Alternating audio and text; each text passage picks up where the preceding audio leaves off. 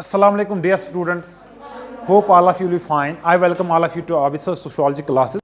We are having features of Sanskritization. कैसे हम संस्कृतिजाइजेशन को पहचान सकते हैं? Because of its features. जो पहला करेक्टर जो जुड़ा हुआ है, पहला चीज किसके टूल संस्कृतिजाइजेशन के साथ, ठीक है, that is संस्कृतिजाइजेशन denotes the process of upward mobility. संस्कृतिजाइजेशन में क्या होता है?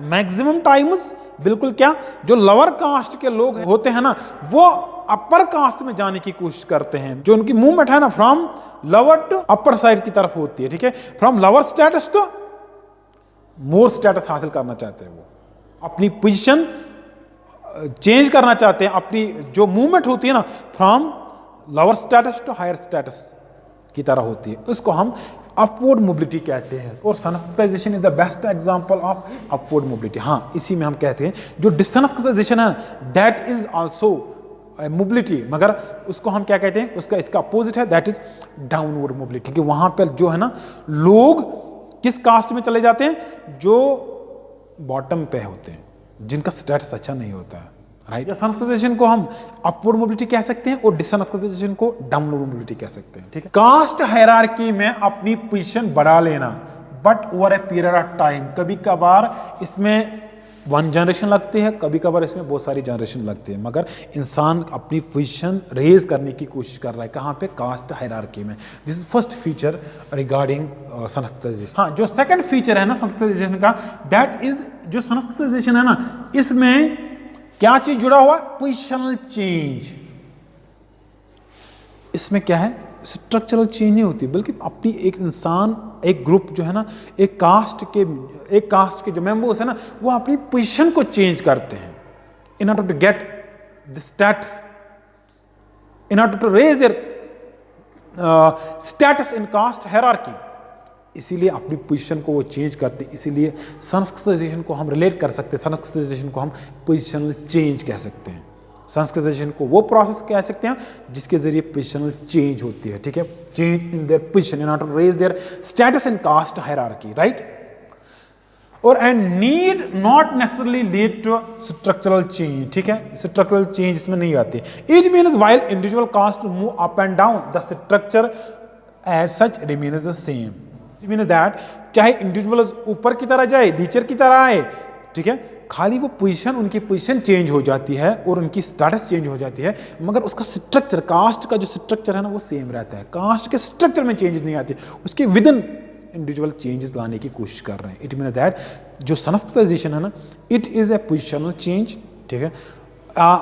ये एक तरीका है जिससे पोजिशनल चेंज ला सकते हैं, मगर स्ट्रक्चरल चेंज नहीं ला सकते हैं, राइट। स्ट्रक्चर सेम रहता है।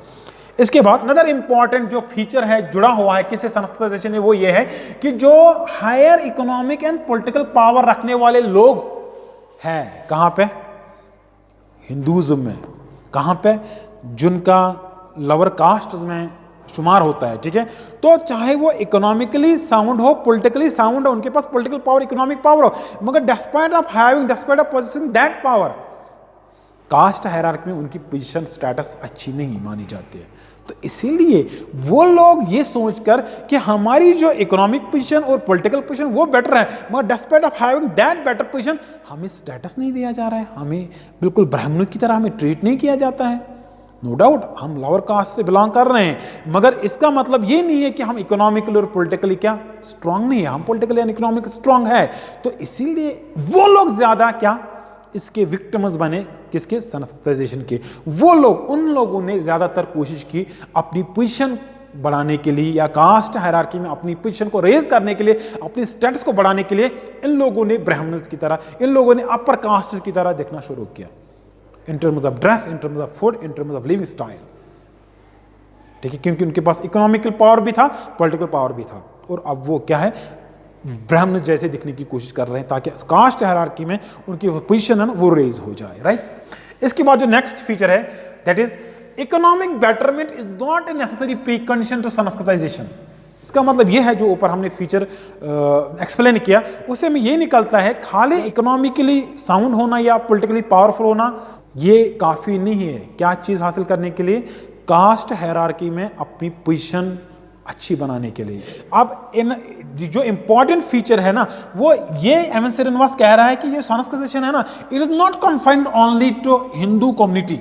हाँ, हिंदू कम्युनिटी में ही ये पॉसिबल नहीं है खाली, बल्कि हिंदू कम्युनिटी से निकल के, बाहर निकल के बाकी कम्युनिटीज में भी, बाकी जो है ना रिलीजन्स में भी, या बाकी जो कास्ट है ना, कास्ट ग्रुप्स है ना, उनमें भी ये संस्कृताइजेशन प्रोसेस पाई जाती है। हम बिल्कुल इसको देखते हैं among other caste also, among other groups also, among other social groups also, among other religious groups also. तो ये खाली हिंदू कम्युनिटी तक महदूद नहीं है, ठीक है, it is found in tribal communities also.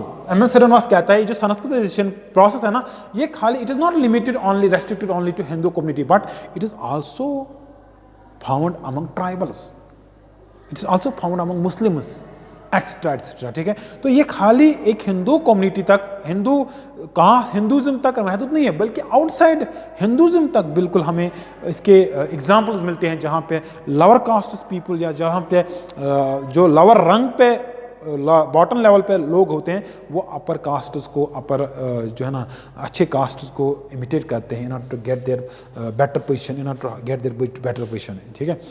The Billus of Western India, the Gondas or Oranas of Middle India, and the Pahadis of Himalayan region have come under the influence of Sanskritization. इनमें भी Sanskritisation देखने को मिलती है। These tribal communities are now claiming themselves to be Hindus. फिर धीरे धीरे ये क्या है, इनका मर्ज होता है कहाँ पे, into mainstream। ये लोग धीरे धीरे क्लेम करते हैं कि अब हम हिंदूज हैं। ये कैसे पॉसिबल हुआ? It became possible only through the process of Sanskritisation, जिसके जरिए वो अपनी पोजीशन को चेंज कर सके और नेक्स्ट पोजीशन उन्हें हासिल की। जो process of Sanskritization serve as a reference group, कि इसमें हमें रेफरेंस ग्रुप देखने को मिलता है। कैसे, हाउ इज इट पॉसिबल? जब लोअर कास्ट के लोग इमिटेट करते हैं अपर कास्ट्स को, ठीक है, तो जो अपर कास्ट है ना, लोअर कास्ट के लिए at that time it becomes reference group, क्योंकि वो इनको इमिटेट करते हैं, उनके कल्चर को, इंट्रैक्शन, उनके कस्टम, उनके लाइफ स्टाइल्स को इमिटेट करने की कोशिश करते हैं। तो एट दैट टाइम वो उनको, उनकी चीज़ों को सुपीरियर समझ के कॉपी करते हैं और अपनी चीज़ों को इन्फीरियर समझते हैं, उसको हम रेफरेंस ग्रुप कहते हैं। तो संस्कृताइजेशन से हमें यहाँ पे it is another feature related to Sanskritization के, यहाँ पे हमें रेफरेंस ग्रुप देखने को मिलता है। कैसे एक कास्ट दूसरे कास्ट के लिए रेफरेंस ग्रुप बन जाता है। Sanskritization does not take place in the same manner in all places. हाँ, जो तरीका है संस्कृताइजेशन का, जो लास्ट वाला फीचर है जुड़ा हुआ है related to Sanskritization, that is Sanskritization doesn't take place in a same manner in all places, बल्कि अलग अलग तरीकों से अलग अलग जगहों पे इसको एक्सपीरियंस करते हैं, ठीक है। अलग अलग तरीके इसके जो है ना संस्कृताइजेशन के होते हैं, जिसके ज़रिए लोग अपनी पोजीशन को चेंज करके अपर पोजीशन में चले जाते हैं। लोग अपनी लोअर स्टेटस में रह के बिल्कुल इमिटेट करते हैं चीज़ों को अपर स्टेटस के लोगों की, और अपनी स्टेटस को रेज करने के लिए इन अ कास्ट हायरार्की। मगर इसका जो तरीका है ना, according to religion, according to communities, according to caste groups differ हो रहे हैं, ठीक है। इसका सेम पैटर्न नहीं होता है हर जगह। Thank you so much.